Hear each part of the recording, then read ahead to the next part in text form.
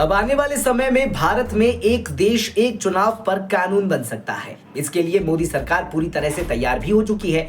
इस बारे में आपको पूरी जानकारी देंगे, लेकिन इससे पहले आप हमारी इस वीडियो को लाइक कर लीजिए, शेयर कर दीजिए, सब्सक्राइब कर दीजिए हमारे चैनल मोजो पत्रकार को, जिससे आपको और भी नोटिफिकेशन टाइम टू टाइम मिलती रहे। नमस्कार, स्वागत है आपका मोजो पत्रकार में। मैं हूं आपके साथ उद्देश्य मंगल।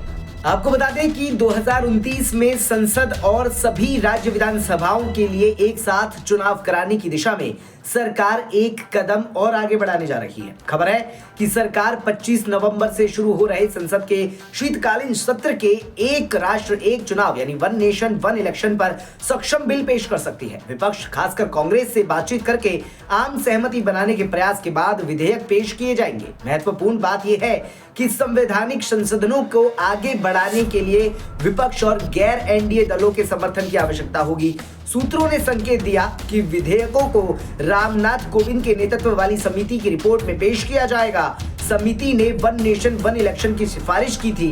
विधेयक के पेश होने के बाद सरकार संसद में बहस शुरू करेगी, लेकिन व्यापक सहमति बनने तक मतदान को टाला जा सकता है। संसदीय मामलों के मंत्री किरण रिजिजू ने सोमवार को ये कहकर सरकार की मंशा का संकेत दे दिया कि मोदी जी ने जोर दिया था कि देश के विकास के लिए हर 5 साल में एक साथ एक चुनाव होने चाहिए। उनके आग्रह के आधार पर कोविंद पैनल का गठन किया गया और प्रस्तुत रिपोर्ट को केंद्रीय मंत्रिमंडल ने मंजूरी दे दी है। उन्होंने कहा कि अब हम संसद में संबंधित बिल लाने के लिए तैयार हैं। उन्होंने कहा कि लोकतंत्र में विपक्ष की गुंजाइश तो होती है, लेकिन विपक्ष के लिए विधेयकों का विरोध नहीं किया जाना चाहिए।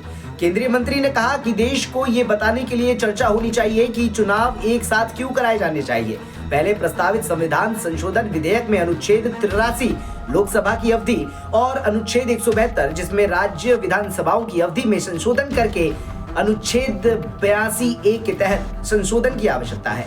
कोविंद पैनल ने कहा कि इस संशोधन के लिए राज्यों और अनुसमर्थन की आवश्यकता नहीं है।